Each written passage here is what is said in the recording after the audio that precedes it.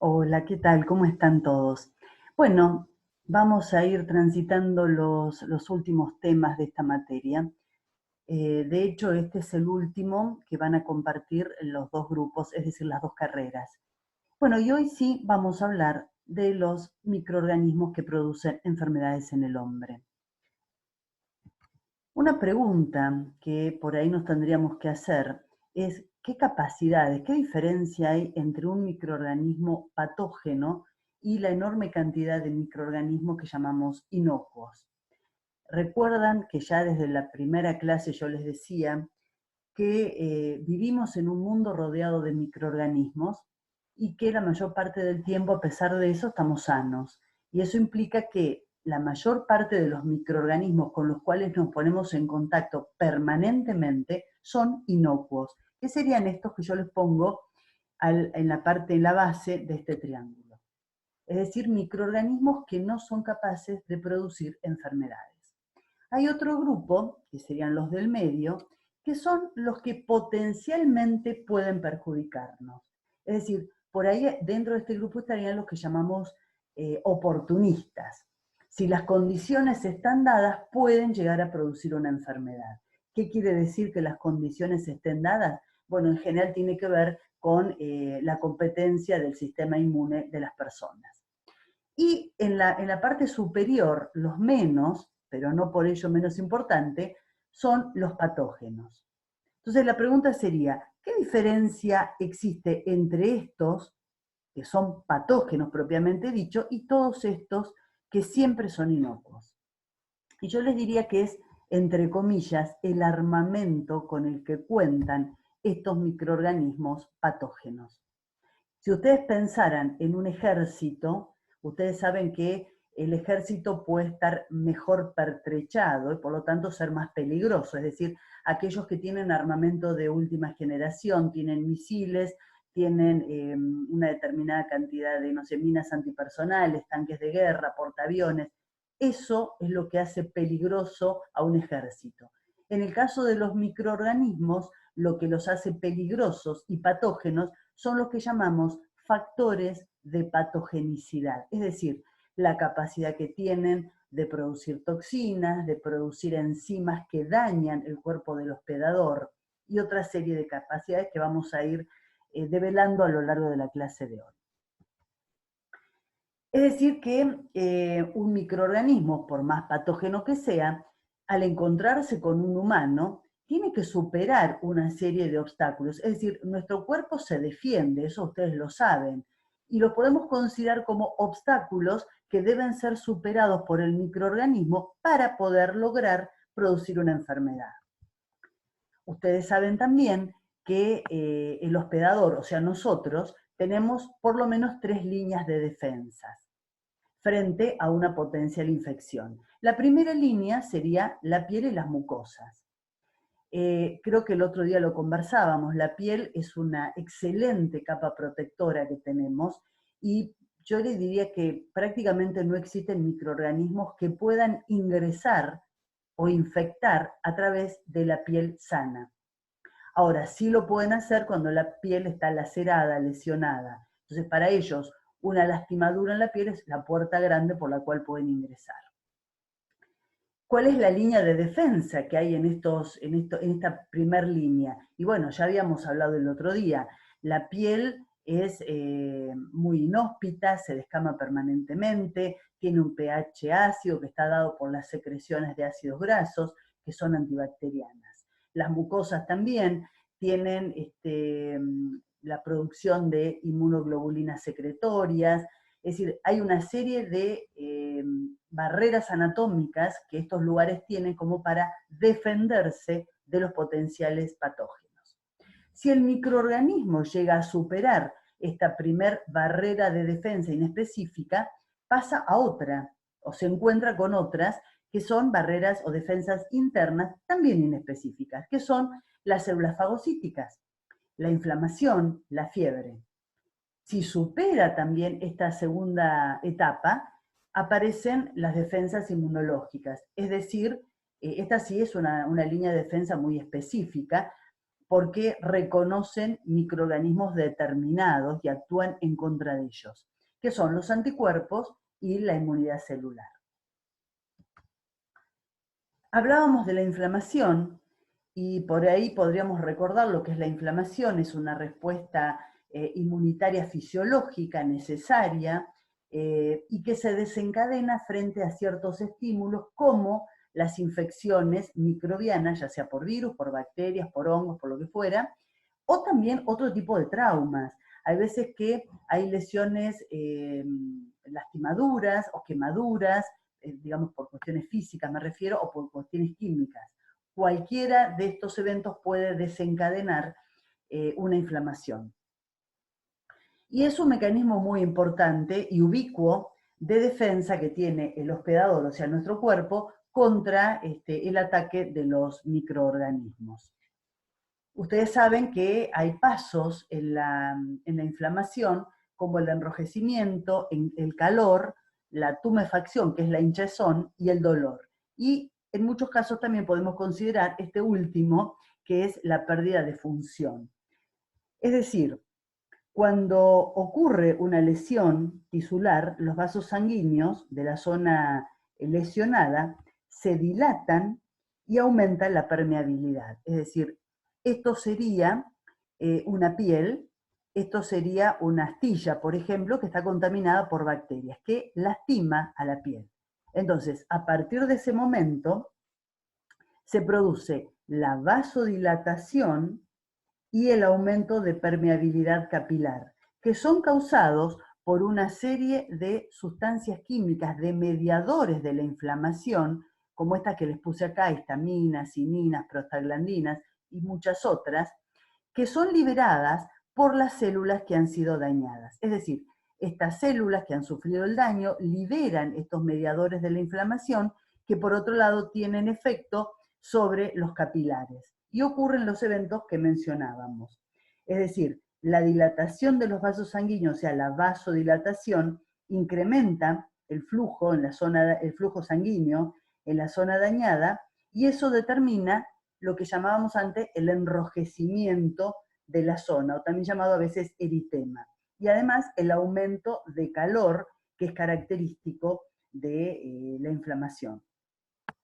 Por otro lado, al haber aumento de la permeabilidad, hay también extravasamiento de líquidos de la sangre hacia las zonas, los espacios tisulares. Y esto produce el edema, o lo que llamábamos antes la tumefacción, que es característico también de la inflamación. Y por otro lado, se produce la salida de macrófagos que se dirigen por quimiotaxia hacia el lugar donde se produjo la lesión para tratar de destruir a las bacterias, digamos, de fagocitar a las bacterias y destruirlas. Bueno, esto es en grandes rasgos lo que es la inflamación. ¿Para qué el organismo desencadena todos estos eventos? Y la idea inicial es la de destruir a ese microorganismo que está ingresando. Si puede, está todo bárbaro y ahí termina el problema, pero a veces no lo logra. Entonces lo que trata es de limitar los efectos del microorganismo o de sus toxinas sobre el resto del cuerpo, es decir, de circunscribir el ataque hacia ese lugar. Y luego reemplazar el tejido dañado y restablecer la homeostasis del organismo. Bueno, decíamos, y siempre lo dijimos, vivimos en un mundo lleno de microorganismos y sin embargo nos mantenemos saludables. Es decir, el estado de salud podríamos reflejarlo en un dibujito como este que les muestro acá. Es decir, es un equilibrio muy fino entre los microorganismos y el hombre y su sistema inmune. Mientras que estemos en equilibrio, está todo fantástico. Ahora, la enfermedad sobreviene cuando esto se desequilibra. Y los que ganan esta batalla son los microorganismos. Es decir, una enfermedad infecciosa, bacteriana en este caso, es la pérdida de ese equilibrio entre las defensas del hospedador y los factores de virulencia de los microorganismos. Entonces tendríamos que definir qué es la patogénesis. Es decir, ese evento que ocurre por el cual los microorganismos logran vencer a las barreras que nuestro cuerpo le ofrece. Es un proceso multifactorial que depende de la bacteria o microorganismo en general, yo en particular me voy a referir a las bacterias, es decir, de la especie bacteriana de que se trate, por el otro lado, del estado inmunológico del hospedador, y algo muy importante también, que es el número de microorganismos con los cuales nos encontramos. Es decir, no es lo mismo encontrarse con un número muy grande de microorganismos que con un número pequeño. Si uno, supongamos una enfermedad transmitida por los alimentos, si uno ingiere un alimento con una enorme cantidad de un determinado tipo de bacteria, aumenta la probabilidad de que esa bacteria nos enferme. Mientras que si ingiere una pequeña cantidad, es menos probable. Esto también hay que tomarlo con pinza y después vamos a discutir el tema de la dosis infectiva. Pero a eso nos referimos, ¿no? ¿Con qué número de microorganismos nos encontramos? Eso, insisto, y lo voy adelantando, es lo que se llama dosis infectiva y es muy variable. Es decir, la dosis infectiva sería cuál es el número mínimo de microorganismos con el cual nos tenemos que encontrar para que suframos una enfermedad. Eso depende muchísimo del microorganismo y ahora lo vamos a discutir. Bueno, entonces, de esto ya habíamos hablado en la clase anterior. ¿Se acuerdan que yo les decía, ojo, que infección no es sinónimo de enfermedad? De hecho, toda la clase pasada hablamos de la microbiota normal, que de hecho está presente y multiplicándose en distintos lugares de nuestro cuerpo. Y sin embargo, no producen enfermedad. Todo lo contrario, nos protegen de muchos problemas. La enfermedad infecciosa se da cuando hay infección, o sea, están los microorganismos, se multiplican y aparecen signos y síntomas. Entonces, definiríamos como enfermedad infecciosa al daño a nuestro estado, a nuestra homeostasis, nuestro estado fisiológico y metabólico ideal, producido por un microorganismo o sus toxinas. Y algunas cosas como para que vayan manejando. La patogenia es la capacidad de una cepa bacteriana de producir enfermedad, es decir, cuando hablamos de una bacteria patógena, quiere decir que tiene la capacidad de enfermarnos. Hablamos de virulencia, que es una manera que nos permite de cuantificar la patogenicidad, porque hay muchos microorganismos patógenos, pero no todos son igualmente virulentos. Hay algunos que son muy virulentos y otros no tanto. ¿De qué depende esa virulencia? De lo que yo les decía en un principio, del armamento que tenga ese microorganismo. Llevado al mundo de los microorganismos, hablamos de factores de virulencia. Los factores de virulencia son eso, son las cosas que la bacteria puede sintetizar para dañarnos. Entiéndase, estructuras que tiene para defenderse, capacidad para sintetizar toxinas o enzimas que rompan tejidos y pueda seguir avanzando. Esos son todos factores de virulencia. Si de vuelta lo relacionamos con un ejército, es el armamento que tiene para dañar. Y acá hay algunas aptitudes que tienen que tener los agentes infecciosos, y algunas de las cuales yo creo que ustedes la deben haber escuchado en la actualidad en mil de ocasiones y en miles de programas distintos, donde haya infectólogos y epidemiólogos. Una cosa es, por ejemplo, el poder de propagación de ese microorganismo, que es la contagiosidad. Seguramente que ustedes escucharon hablar de que el coronavirus es altamente contagioso. Hay una manera en que se puede sacar la contagiosidad de un microorganismo, que es poner el número de enfermos en un lugar determinado y en un tiempo sobre el número de individuos susceptibles. Esto está hablando de la contagiosidad de ese microorganismo. También deben haber escuchado hablar del R0 o del número reproductivo básico, que también es un parámetro teórico que da cierta información acerca de la velocidad con que esa enfermedad puede propagarse en una comunidad determinada. Lo deben haber escuchado, ¿no? Que insisten en que el R0 tiene que mantenerse en 1 o debajo de 1. Es decir, una persona enferma, ¿a cuántas otras personas puede contagiar? Y eso es lo que yo les decía, ¿no? Les da una idea de la velocidad con que esa enfermedad se propaga. Bueno, la capacidad de producir enfermedad, que es la patogenicidad, que lo habíamos hablado, y la virulencia, que es la capacidad de generar casos graves. Y la virulencia también hay una manera de calcularla, que es el número de enfermos graves o fatales sobre el número de enfermos totales.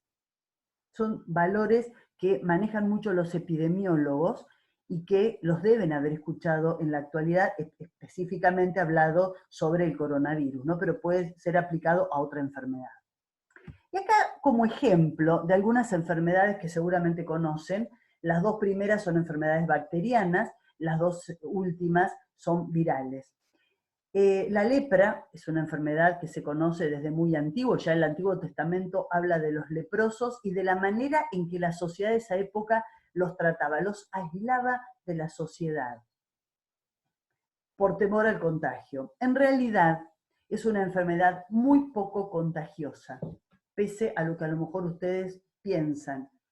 No solamente en el Antiguo Testamento, mucho más acá en el tiempo, existían leprosarios, donde se ponían a las personas que tenían lepra, se los aislaban en esos lugares. Pero después, a través de los estudios se han dado cuenta que la contagiosidad de esa bacteria es muy baja. Es decir, que para que aumente la probabilidad de que alguien se contagie de otro, de lepra, tiene que haber una convivencia de décadas, años y años. Y de esa manera aumenta la probabilidad. La patogenicidad no es muy alta de esa bacteria, sin embargo, la virulencia es alta, es decir, cuando logra ingresar al organismo de una persona, puede dañarlo bastante. Tanto la lepra como la tuberculosis, ambas son producidas por dos micobacterias, ¿no? Las dos pertenecen al género Mycobacterium, Mycobacterium lepre y Mycobacterium tuberculosis. La tuberculosis también una enfermedad sumamente conocida, una enfermedad de la que llamamos reemergentes, es decir, cuando se creía que estaba controlada por la vacuna y por los tratamientos antibióticos, reaparecen nuevos casos. Y como charlábamos en la clase de antibióticos, la mala sorpresa es que muchas veces reaparecen con cepas multiresistentes. En ese caso también la contagiosidad no es tan alta, la patogenicidad tampoco, pero la virulencia sí puede llegar a ser alta. La varicela, tanto la varicela como el sarampión son muy contagiosas, como este virus que tenemos ahora. No, más que este virus, mucho más que este virus. Son altamente contagiosos. Es decir, la capacidad de producir enfermedad también es alta, pero la virulencia de estos, en estos casos son virus, es muy baja en el caso de la varicela, o sea, es una enfermedad que en general cursa de una manera muy benigna en los niños. En la actualidad hay una vacuna de todas maneras. Y el sarampión, que en general también la virulencia es baja, lo cual no quita que pueda haber casos graves que se compliquen y que terminen con la muerte de los niños.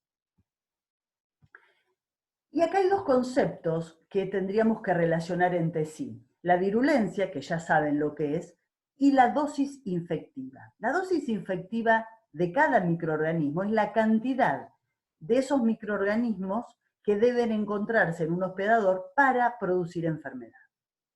Y es muy variable esa dosis infectiva. Por ejemplo, una bacteria como Shigella, la Shigella dysentería, es una bacteria que yo se las mencioné cuando hablábamos de aguas, porque se transmite por el agua o por los alimentos.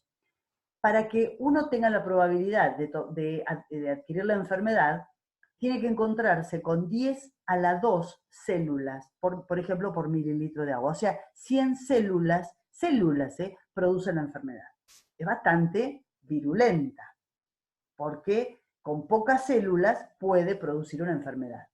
La salmonela, que produce salmonelosis, también una enfermedad transmitida por los alimentos, se necesita 1.000.000 de células para producir la enfermedad. Es decir, la dosis infectiva es muy superior. Por ejemplo, otra bacteria que ustedes deben conocer, la Escherichia coli enterohemorrágica, la que produce el síndrome urémico hemolítico. Esa bacteria, la dosis infectiva que tiene es 10 células. O sea, si un niño ingiere un alimento o agua con 10 células, o sea, nada, puede sufrir síndrome urémico hemolítico. ¿Eso qué quiere decir? Que son muy virulentas. Si volvemos al ejemplo del ejército, un ejército puede ser necesario un ejército muy numeroso cuando no está bien pertrechado. Es decir, se necesita mucha gente porque la verdad que el armamento que tiene no está bueno. Entonces, lo suple con el número de individuos. Ahora, un ejército muy bien pertrechado, es decir, con armamento de última generación, por ahí no necesita tantos individuos que lo constituyan, porque tiene las armas para atacar y para producir daño. Con las bacterias pasa lo mismo. Cuanto más pequeño es, o cuanto más pequeña es la dosis infectiva, eso está hablando de que la virulencia de esa bacteria es mucho mayor. Es decir, son inversos, ¿no? Inversamente proporcional. Bueno, la capacidad esa de producir enfermedad puede deberse a distintos factores. Hay bacterias que enferman porque tienen la capacidad de invadir, son muy invasivas. Y hay otras que producen toxinas. Y acá les pongo, y hay otras, la mayor parte, que tienen las dos capacidades.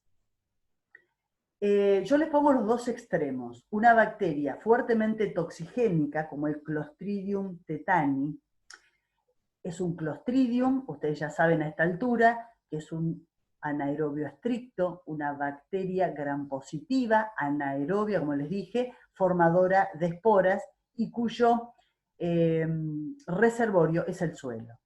Los clostridios se encuentran muy comúnmente en los suelos, en forma de esporas. Ahí sobreviven. Esta bacteria produce el tétanos. Ustedes saben que es una enfermedad muy letal, que gracias a Dios tenemos una vacuna muy efectiva, por lo tanto, la incidencia es muy baja.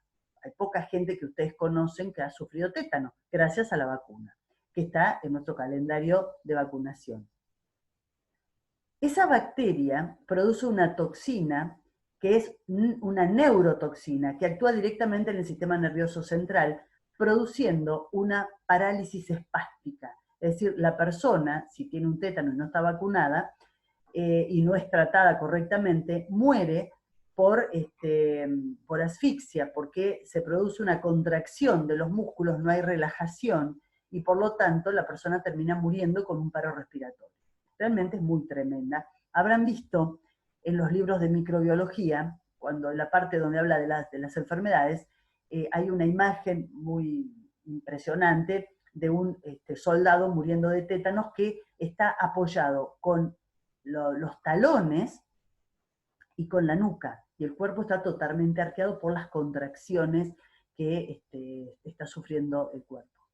Bueno, esta bacteria es prácticamente no invasora, es decir, si uno se lastima el pie, lo más probable es que la bacteria no salga de esa zona, se quede en ese lugar, empieza a proliferar en ese lugar, pero produce estas toxinas que pueden matar a una persona. En el extremo opuesto, hay otra bacteria también conocida por ustedes, que es el Streptococcus pneumoniae, que es uno de los agentes etiológicos de la neumonía en el humano.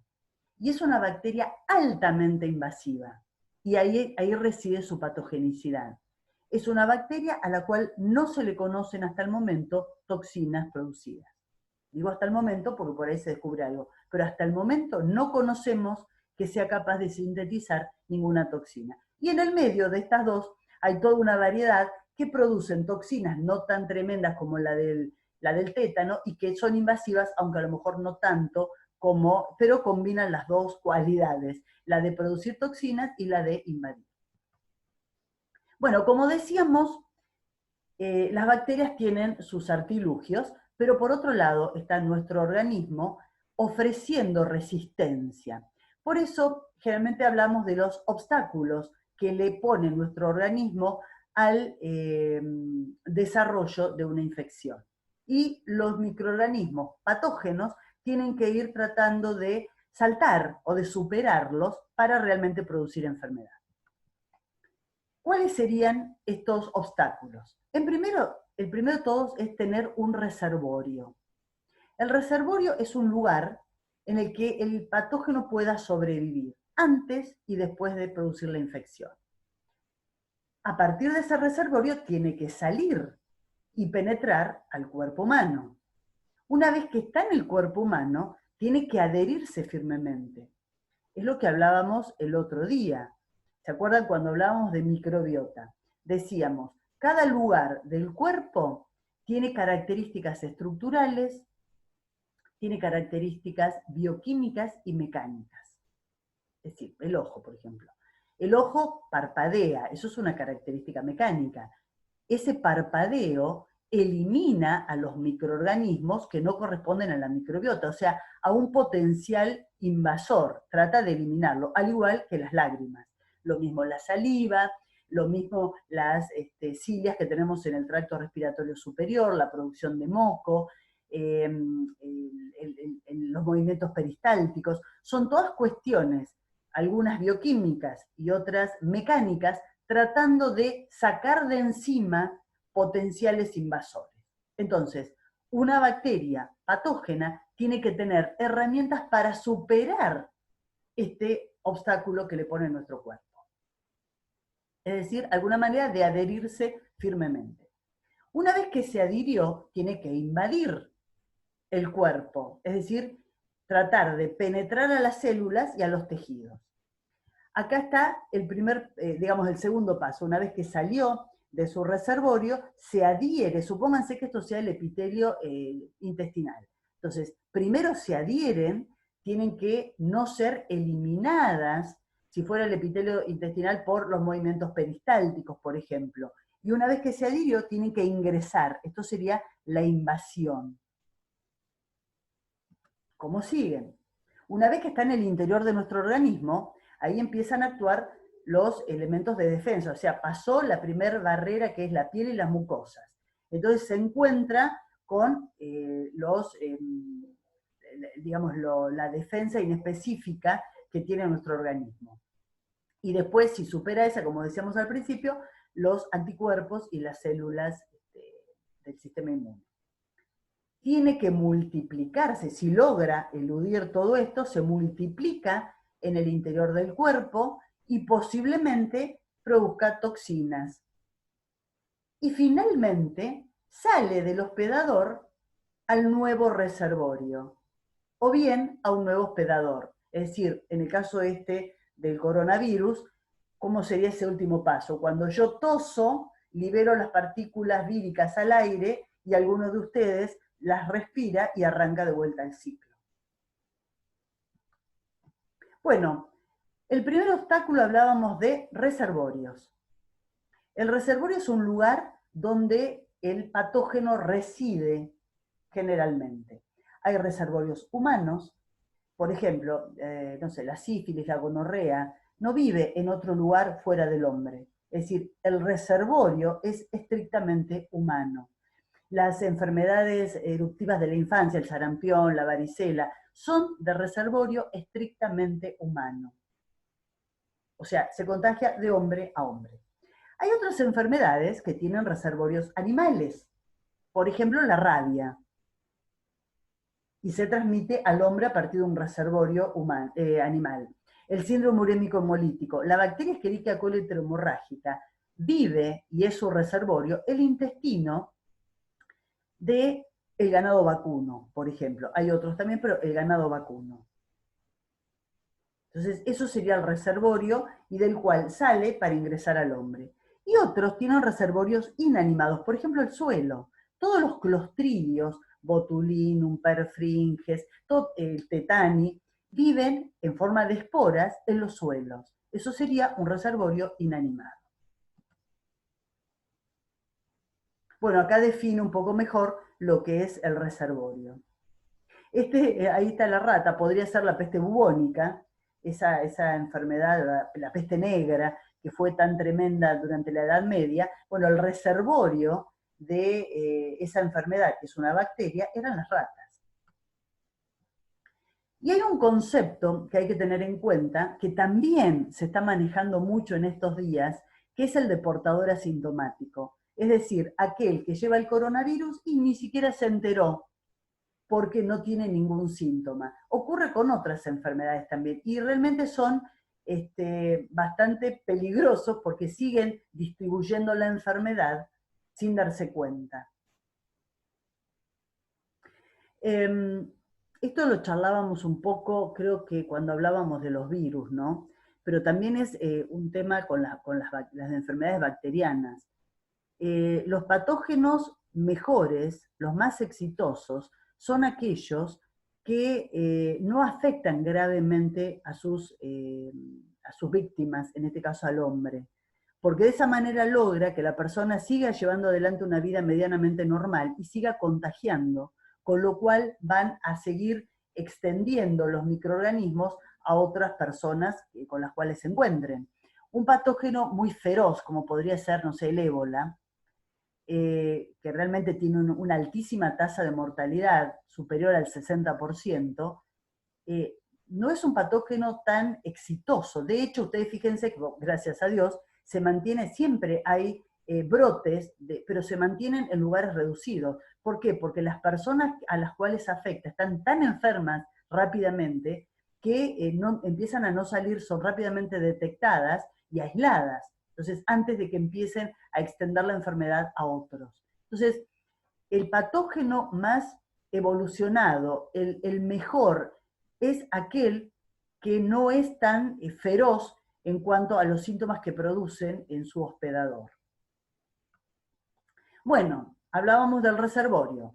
Tiene que salir de ese reservorio para acceder a un nuevo individuo.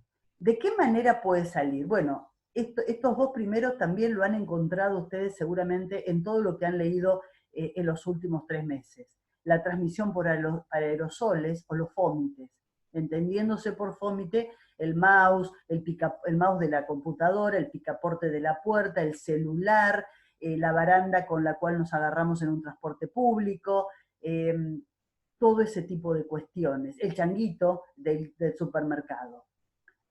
Hay otro que es por contacto directo, que son todas las enfermedades de transmisión sexual, lo cual requiere contacto directo entre dos personas, la sífilis, la gonorrea.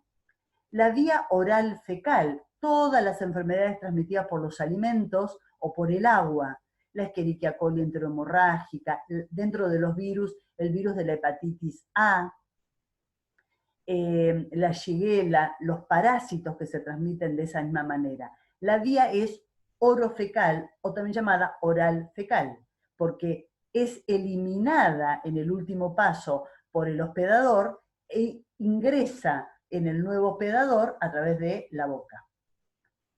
La otra que también está bastante en boga en los últimos tiempos es aquellas enfermedades que utilizan, como el dibujito que yo les puse acá, un artrópodo como vector.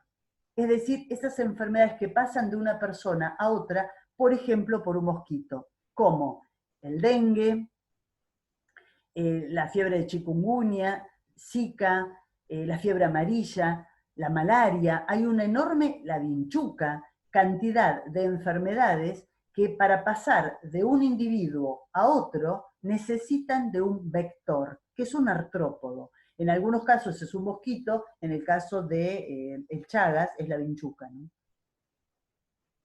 Y la otra es la vía parenteral, que también muchas veces suele ocurrir.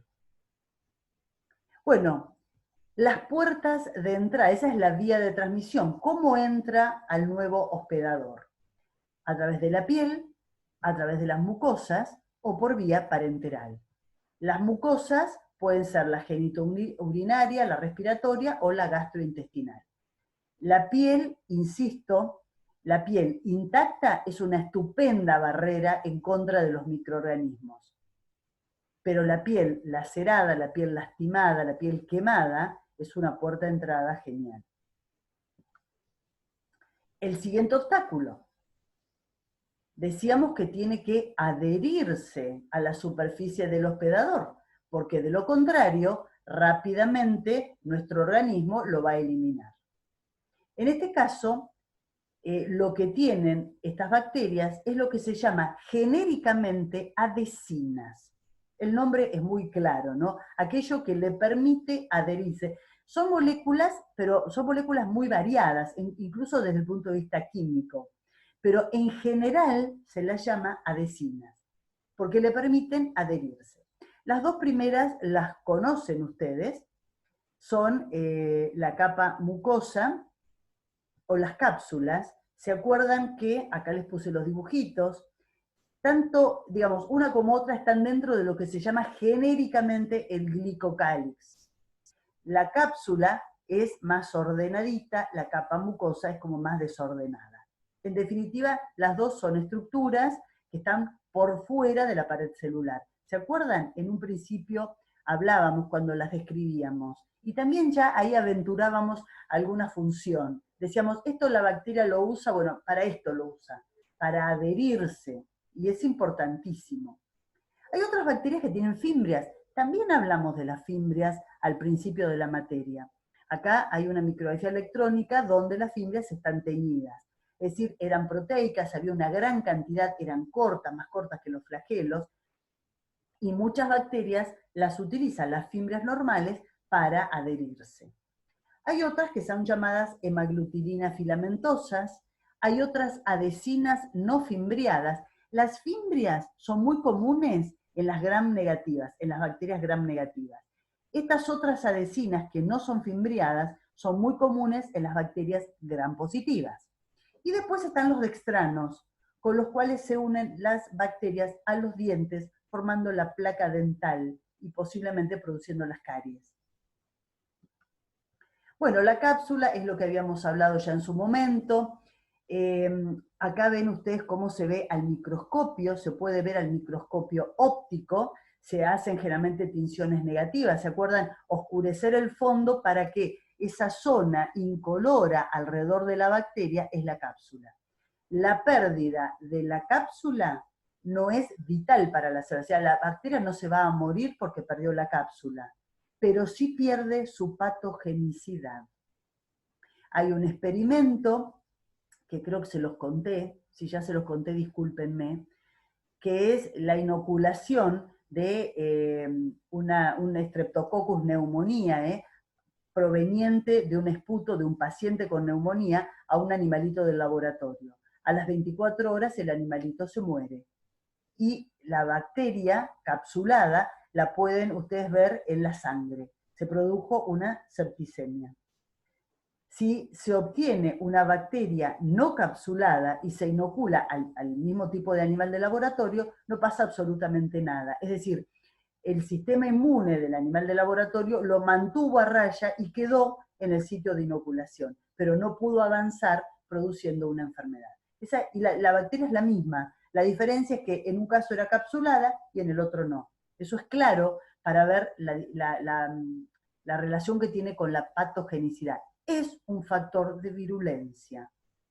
Es decir, es una de los armamentos con que puede contar alguna bacteria. ¿Todas las bacterias patógenas son capsuladas? No. Hay otras que tienen fimbrias.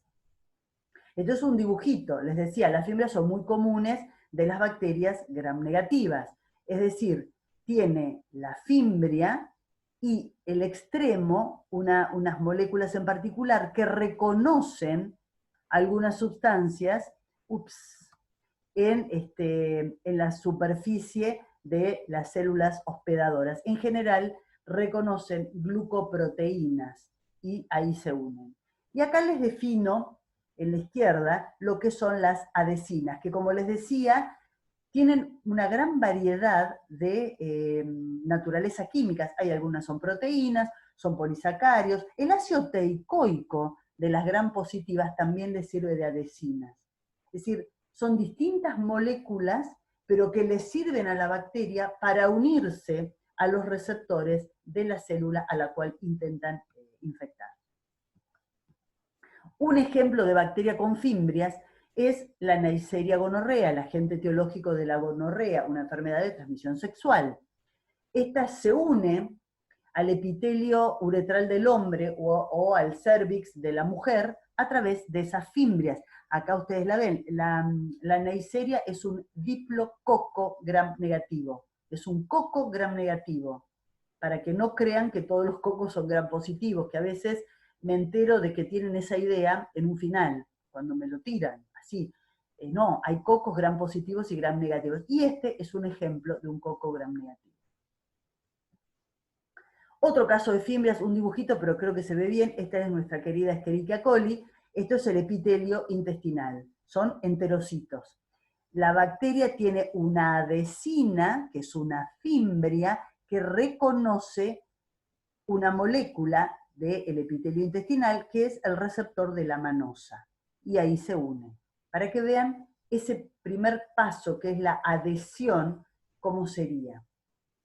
Si no logra adherirse, es eliminada muy fácilmente. Una cosa que es interesante de tener en cuenta es cómo pueden variar, lo que se llama variación de fase, algunas bacterias que producen fimbrias. Es decir, los genes que codifican para las fimbrias son cromosómicos, o sea, están en el cromosoma de la bacteria. Entonces, la bacteria, cuando es patógena, sintetiza esas fimbrias, con lo cual pueden, este paso del que estábamos hablando, la adherencia, realizarlo exitosamente. Pero una vez que logran adherirse, el siguiente paso es el ingreso al interior del organismo, o sea, la invasión. Ahí, el hecho de tener una fimbria les juega en contra, porque son fácilmente detectadas por el sistema inmune del hospedador. Entonces cambian rápidamente a una a una bacteria no fimbriada.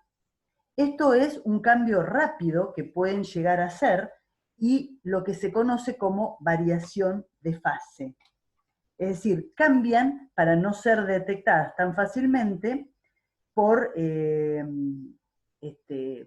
sistema inmune. Digamos, es un caso muy claro de adaptación. Genéticamente la información la siguen teniendo, pero hay un cambio adaptativo para lograr pasar desapercibidos ante el sistema inmune. Bueno, habíamos hablado entonces de las cápsulas, otras bacterias que tienen generalmente las gram negativas, las fimbrias. Hay otras bacterias que tienen lo que se llaman hemaglutininas filamentosas, que es una proteína que se une con un lugar en particular de la célula, que es lo que se llama CR3, que está en la membrana celular de la célula hospedadora. Es el tracto respiratorio donde se encuentra. Y la bacteria que tiene esto es la Bordetella pertussis.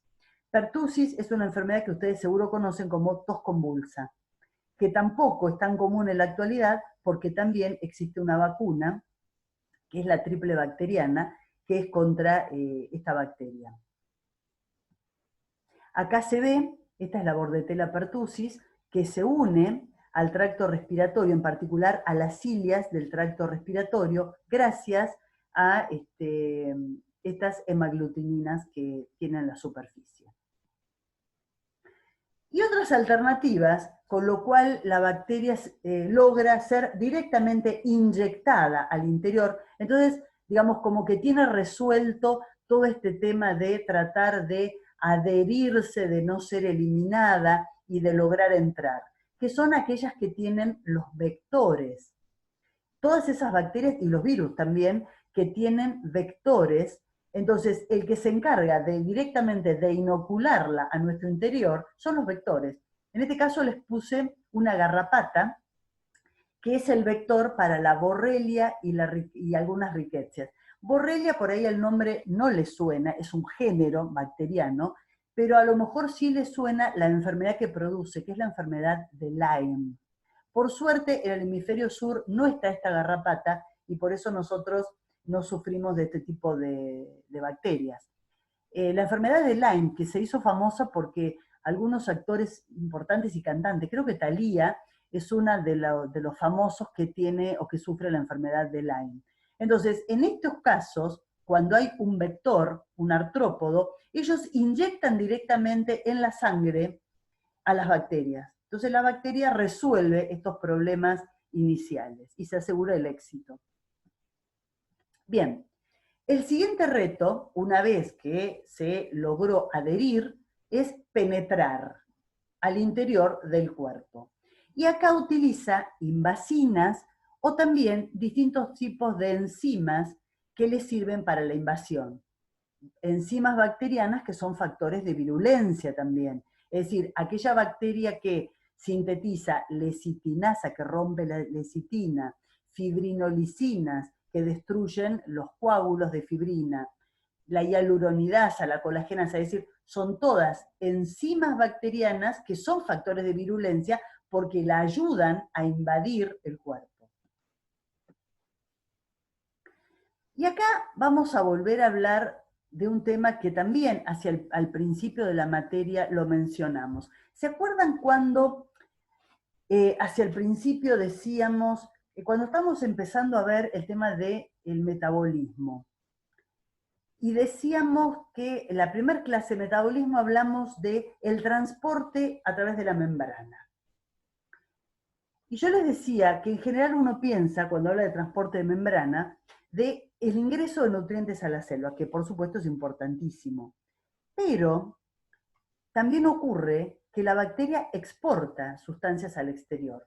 Y para esto tiene distintos sistemas de secreción, que le sirven para la síntesis del flagelo, para sacar al exterior proteínas, como por ejemplo toxinas, exotoxinas, porque las saca al exterior, que las vamos a ver porque son importantes en la patogenicidad de esas bacterias.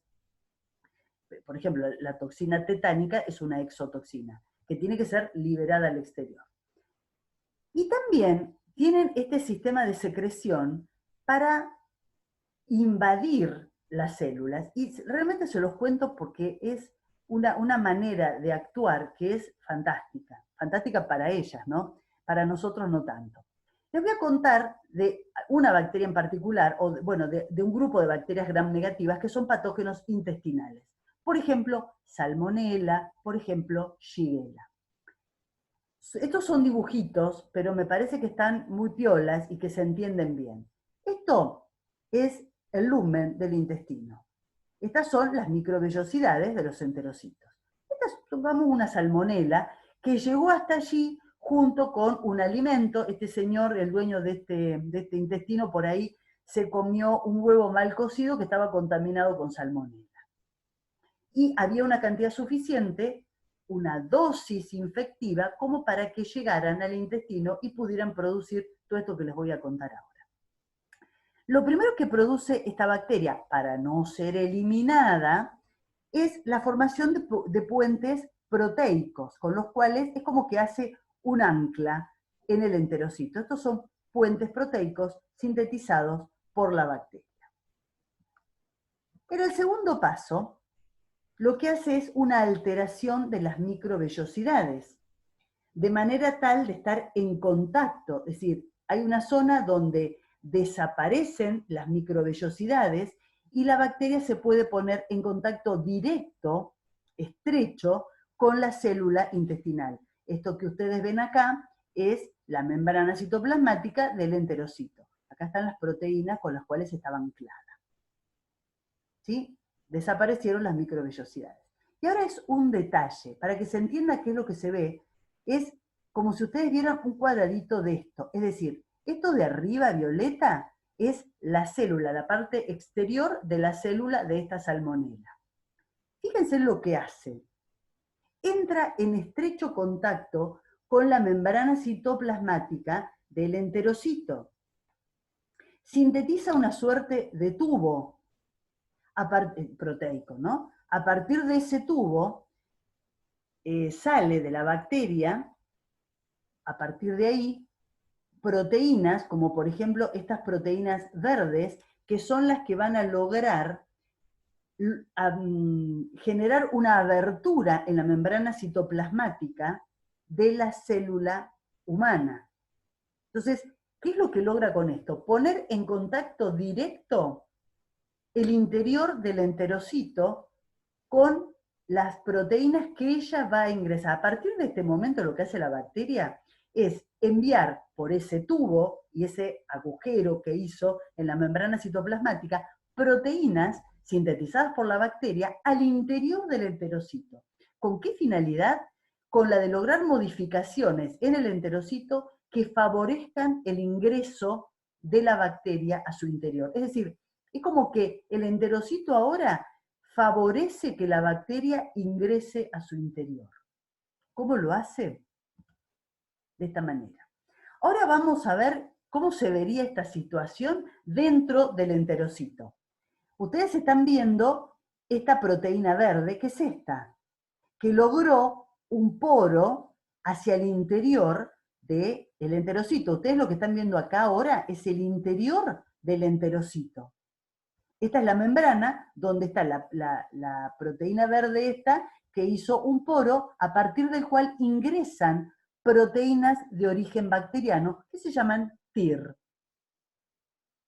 Esas proteínas de origen bacteriano que se llaman TIR se ubican en la superficie del enterocito. Ahora volvemos a ver la parte de afuera del enterocito para que se ubiquen. Esto que ven abajo es el enterocito y su membrana citoplasmática. Esto de arriba es la bacteria. Estas sopapitas son las adhesinas de la bacteria. Estas proteínas rojas que aparecen como las cabezas de clavitos son las proteínas que la misma bacteria mandó al interior de la célula del enterocito y que se ubicaron hacia afuera en la membrana citoplasmática. ¿Qué es lo que logra con esto? Que estas sopapitas de la bacteria encuentren el sitio exacto donde unirse. Es realmente notable. Entonces, la bacteria que logra en ese momento adherirse firmemente a la superficie del enterocito, uniendo las proteínas TIR, que son las proteínas que ella misma le introdujo a la célula del enterocito, y las intiminas, que son las sopapitas azules. Y a partir de este momento, lo que se logra es que la célula, el enterocito, fagocita a la bacteria. Es esto lo que ocurriría. Puede ocurrir con la salmonela o con la shigella. Este es el enterocito que finalmente, con todas estas cuestiones que hace la bacteria, logra que la ingrese a su interior. Realmente notable.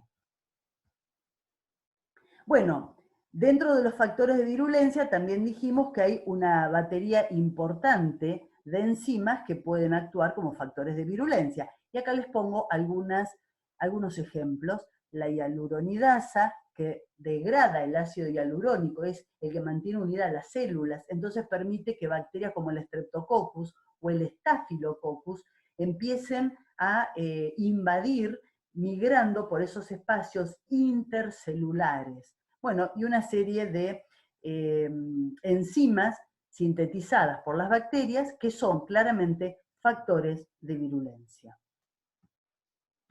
Bueno, el quinto obstáculo es establecer la infección, pero hay que empezar a eludir las defensas específicas del hospedador.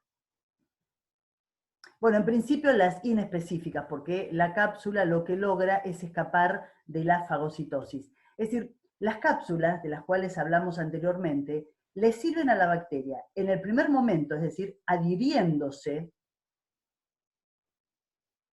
y luego, una vez que está en el interior, escapar de los fagocitos. Acá fíjense esta animación que yo les puse ahí, esto sería, esto que ustedes ven en amarillo es el fagocito. Y lo que intenta el fagocito es atrapar a esa bacteria azul que es capsulada. Entonces, fracasa en esta situación justamente por la cápsula. Hay proteínas superficiales que también le sirven a la bacteria para escapar de los sistemas de defensa nuestro. Hay bacterias que sobreviven a la fagocitosis, es decir, en esta animación que yo le pongo, la bacteria directamente escapa del fagocito. Hay otras bacterias que permiten que el fagocito las atrape, pero luego impiden la unión del fagosoma con el lisosoma y por lo tanto no es degradada. Hay también adaptaciones que le permiten escaparse del sistema inmune, ya del sistema específico, como es la variación antigénica, es decir, cambiar antígenos de superficie. Entonces ingresa con un antígeno, pero luego lo cambia de manera tal que cuando los anticuerpos están formados, que eso lleva un tiempo a nuestro organismo, ¿no? Una semana, 10 días, ya no reconocen a los antígenos de superficie. Hay bacterias que producen proteasas para destruir las inmunoglobulina A que se encuentran en las mucosas, y hay otras que tienen la capacidad de sintetizar sideróforos, de los cuales ya hemos hablado también, que se acuerdan eran proteínas que captaban el hierro. Bueno, vamos a charlar un poco de estas. Les dije de las proteínas M del Streptococcus pyogenes. El Streptococcus pyogenes es una bacteria bastante común, causante de faringitis.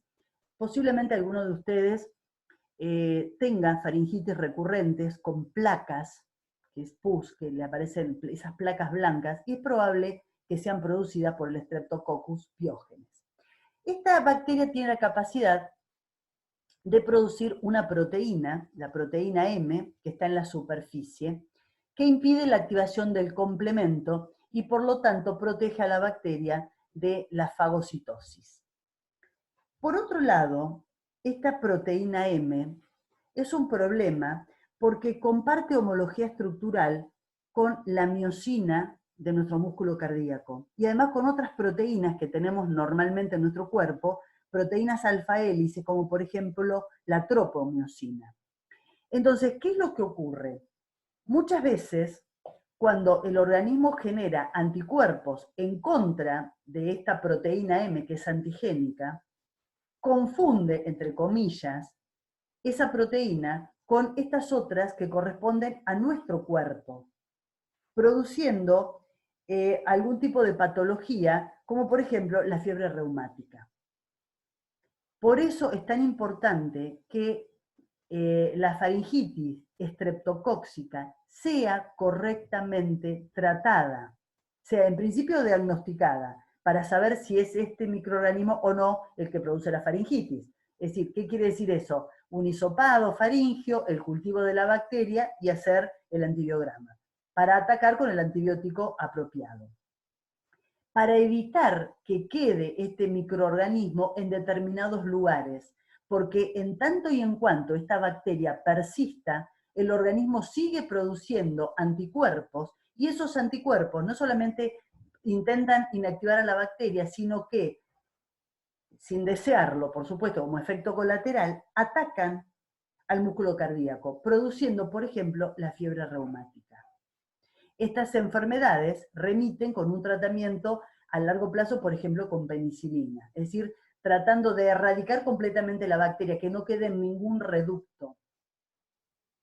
Por eso a veces estas enfermedades, como la fiebre reumática, se confunden con enfermedades autoinmunes, porque pareciera eso, porque parece que el sistema inmune está atacando a la miosina, pero en realidad está confundido, porque en realidad lo que quiere hacer es liberarse del estreptococo. Decíamos que una de las alternativas que tienen para liberarse de los fagocitos es neutralizar los productos tóxicos. Eso lo hace el Staphylococcus aureus. En otros casos hay bacterias, incluso el estáfilo, que producen leucocidinas, es decir, directamente destruyen a las células fagocíticas. Y otros inhiben la fusión, como les decía, del lisosoma con el fagosoma, con lo cual nunca se forma el fagolisosoma y las bacterias no son eliminadas. Otra estrategia bastante exitosa es lograr ser intracelulares. Y hay muchas bacterias, como las que le pongo acá, que logran esto, es decir, vivir en el interior de células. En algunos casos, por ejemplo el Mycobacterium tuberculosis, lo que logra es incorporarse a los fagocitos, haciendo fracasar el último paso de la fagocitosis, y no solamente que, digamos, el fagocito no lo elimina, sino que utilizan al fagocito para multiplicarse en su interior y diseminarse por el organismo, como si fuera el caballo de Troya. O sea, es una muy buena estrategia. Se incorpora y, digamos, permite que el fagocito lo atrape, pero impide la destrucción, es decir, impide la última parte de la fagocitosis. Y no solamente que se queda allá adentro, sino que se multiplica y viaja allá adentro, protegido, por supuesto. Hay otras bacterias que tienen también multiplicación intracelular. Hay algunas que son facultativas, como el Mycobacterium tuberculosis, y hay otras que son obligadas. De esto también hemos hablado, cuando hablábamos de los virus, que yo le decía, los virus son parásitos intracelulares estrictos u obligados, es lo mismo. Pero hay bacterias que también son. Por ejemplo, la Rickettsia y la clamidia, yo les había mencionado en ese momento. Estas bacterias viven dentro de las células, son intracelulares estrictas u obligadas, porque han perdido la capacidad de vivir autónomamente.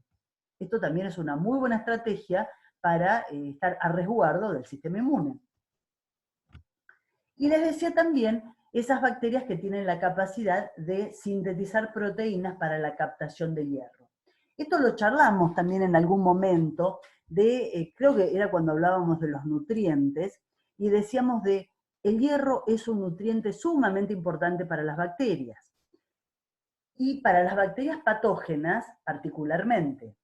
Y el interior de un organismo, es decir, cuando están produciendo enfermedad, los fluidos corporales son particularmente escasos el hierro libre, porque el hierro está complejado por las proteínas transportadoras nuestras. Entonces, las bacterias pueden tener un problema de carencia de hierro. En estas circunstancias, ellas sintetizaban lo que llamábamos sideróforos, que eran proteínas captadoras de hierro y que son importantísimos sistemas de virulencia o factores de virulencia, porque captan el hierro con mayor afinidad que nuestras propias células. Incluso hay patógenos humanos que ante la ausencia o cuando empiezan a detectar, por todos los sistemas que ya sabemos que tienen, que empieza a ser un elemento escaso, el hierro, producen toxinas para matar células eucariotas y que de esa manera, al morirse, liberen el hierro y ellas lo puedan captar con los sideróforos. Fíjense cuán importante.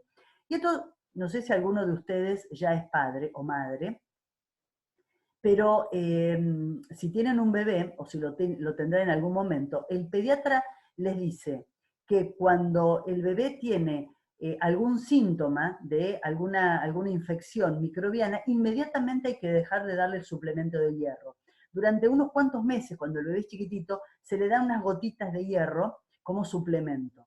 Pero cuando uno detecta, y eso se lo advierte el médico, que cuando advierte que el bebé empieza a tener un poquito de fiebre ante la posibilidad de que sea una infección bacteriana, hay que dejar de darle el hierro.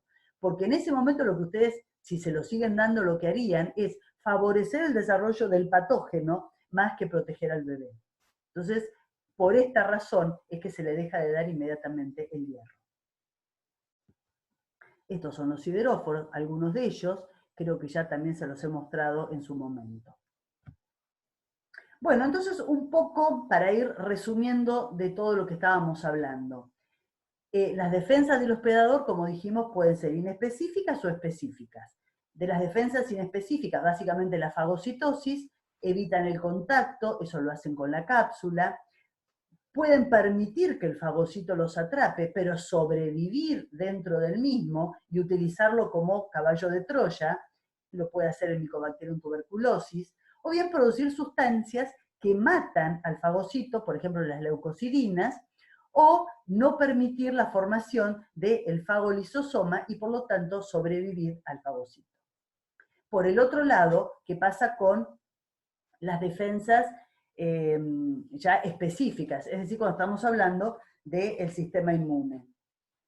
Aquí lo que puede haber es un mimetismo molecular, es decir, eh, cubrirse la célula, incluso a veces son cápsulas, de alguna sustancia, como por ejemplo el ácido ciálico, que son muy comunes en el organismo, incluso el ácido hialurónico.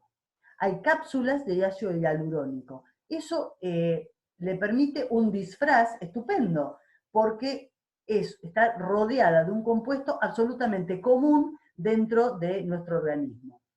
Ubicarse en ciertos lugares que son inaccesibles para el sistema inmune, eso también es sumamente interesante, o la variación antigénica, es decir, tener un antígeno en la superficie y luego cambiarlo, de manera tal de que cuando el sistema inmunológico responde formando anticuerpos, ya los desconocen.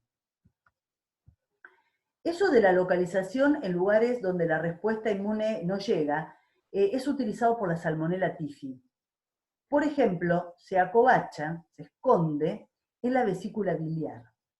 O la brucela, que es la que produce brucelosis, que es una zoonosis, es decir, una enfermedad de los animales que puede ser transmitida al hombre, que se ubica en las articulaciones. La brucelosis se suele llamar la fiebre ondulante, produce una fiebre ondulante. Y es justamente porque las bacterias se encuentran, pero ocultas en determinados lugares como las articulaciones, donde el sistema inmune no llega. Bueno, el siguiente obstáculo es multiplicarse. Escapó, hasta ahora viene bárbaro la bacteria, viene ganando, logró adherirse, logró ingresar, logró proliferar, escapó de nuestros sistemas de defensa, ahora empieza a multiplicarse, para lo cual necesita otros factores de virulencia, como son las exo y endotoxinas bacterianas y también exoenzimas. Las hemolicinas, hemos hablado en algunas oportunidades, ¿se acuerdan? Ustedes en el laboratorio pueden poner en evidencia la capacidad de las bacterias de producir hemolicinas plaqueándolas en agar sangre. Eso que hace en el agar sangre, es decir, lisar los glóbulos rojos, también lo va a hacer en nuestro organismo. Es lo que hace cuando está actuando como una bacteria virulenta.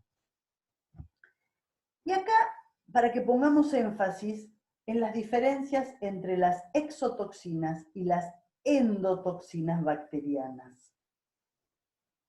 Las exotoxinas, como su nombre lo indica, las sintetizan y las liberan al exterior por algún sistema de secreción.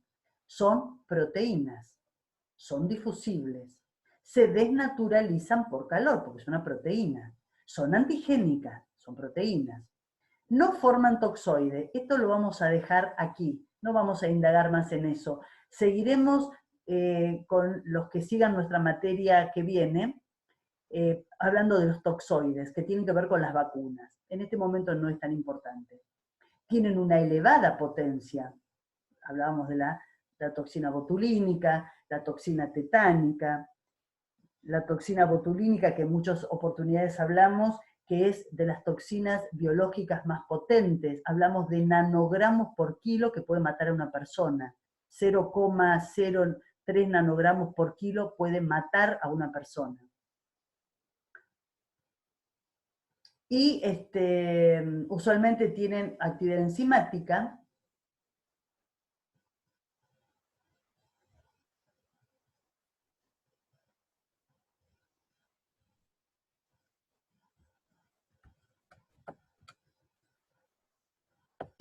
Perdón, tuve que pausar la grabación porque tuve un inconveniente doméstico. Bien, estábamos hablando de las diferencias entre las exotoxinas y las endotoxinas. Las exotoxinas, que decíamos eran proteínas, la bacteria las sintetiza y las libera al exterior, como son proteínas se desnaturalizaban por el calor, son antigénicas. Bueno, esto ya lo habíamos hablado, que tienen elevada potencia. Yo les decía, les daba el ejemplo de la toxina botulínica, que estamos hablando, acá habla de microgramos, pero en realidad son nanogramos, en particular en la toxina botulínica, que pueden matar a una persona, y solo rara vez son piretógenas o pirógenas. ¿Qué quiere decir eso? Que producen fiebre en los individuos. En general, cuando hay una intoxicación, es muy raro que aparezca fiebre. ¿Qué pasa con la endotoxina? Y acá espero que recuerden, hablamos sobre las endotoxinas cuando estábamos describiendo la pared celular. Hablábamos de la pared celular de las bacterias gram negativas. ¿Se acuerdan que a diferencia de las gram positivas tienen una membrana externa constituida por lipopolisacáridos? Entonces, la endotoxina bacteriana es el lípido A que está en la pared celular, o sea, es de naturaleza lipídica. Y se llama endotoxina porque está adentro de la célula, digamos, es parte de la célula de la gram negativa. ¿Cuándo la libera? Cuando la célula muere. Esto relaciónenlo también con el tema de esterilización,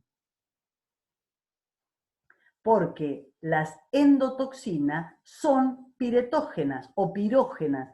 Se puede decir de las dos maneras. La farmacopea habla de piretógenos, es decir, son productoras de fiebre. Van al centro regulador de la temperatura y producen fiebre. Este tema tiene mucho que ver con esterilización. Cuando se habla de medicamentos inyectables, la farmacopea dice que tiene que estar libre de microorganismos, o sea, ser estéril, obviamente, pues son inyectables, pero también tienen que ser libres de piretógenos, es decir, no tienen que tener endotoxina bacteriana. Entonces, si ustedes ponen ese inyectable en el autoclave, lo van a esterilizar, porque todo lo que esté ahí adentro se muere. Pero, ¿qué pasa con las bacterias muertas? Están. Esas bacterias, si eran gram negativas, liberaron la endotoxina bacteriana. Entonces, no es el método para esterilizarlo, sino que el método de elección sería la filtración. O sea, relacionan todo con todo. Y no forma toxoide, es lo que les decía.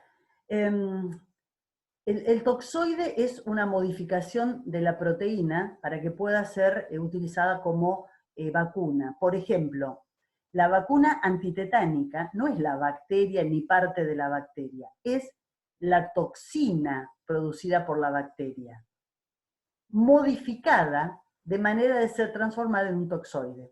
Por eso hablo, eso ya lo veremos, como digo, cuando veamos vacunas en la segunda materia. En cambio, la endotoxina, obviamente, a partir de ella no se puede formar toxoide. Bueno, hay muchas veces que la respuesta del hospedador puede llegar a producir daños en el mismo. Es decir, una respuesta inflamatoria demasiado fuerte puede provocar más daño que la propia bacteria. Puede haber reacciones de hipersensibilidad, puede haber procesos que simulan autoinmunidad, y ahí es lo que hablábamos de la proteína M del Streptococcus pyogenes. En el tema de la respuesta inflamatoria, creo que ustedes deben estar pensando lo mismo que yo en este momento cuando lo digo, en lo que ocurre con el coronavirus. Muchos dicen que los casos graves, los que requieren el intubado, es por una tremenda liberación de citoquinas que producen problemas muy serios en el propio pulmón. Es decir, la respuesta por parte del hospedador es tan potente que finalmente termina perjudicándolo. Bueno, esto es un poco de lo que estaba hablando, ¿no? un poco de lo mismo. Bueno, y el último obstáculo para ir terminando es salir del cuerpo. Es decir, a partir de esa persona que está sufriendo la enfermedad, puede pasar a un reservorio o directamente a otro hospedador y ahí reproducir la enfermedad. Eso es lo que se conoce como puerta de salida. ¿Cuáles pueden ser las puertas de salida? El aparato respiratorio, es decir, la tos, el estornudo, hablar, que se liberan las gotitas de flush, el aparato digestivo, es decir, a través de la materia fecal se eliminan un montón de bacterias y de virus, a través de la placenta en algunos casos pasa de la madre al bebé, por ejemplo, en el caso del virus del VIH, o el génito urinario en el caso de las enfermedades de transmisión sexual. Bueno, chicos, esto es todo lo que quería comentarles. Insisto, esto solamente es una pequeña cantidad de lo que hay detrás. Es, como siempre les digo, es abrir un poquito la puerta. Espero que les interese, que por lo menos les pique la curiosidad para seguir indagando y conociendo del tema. Y me despido de ustedes con una frase que me parece muy piola, que es de Isaac Newton. Está muy buena la frase, pero por supuesto desde ya les digo, no sirve decírmela en el final.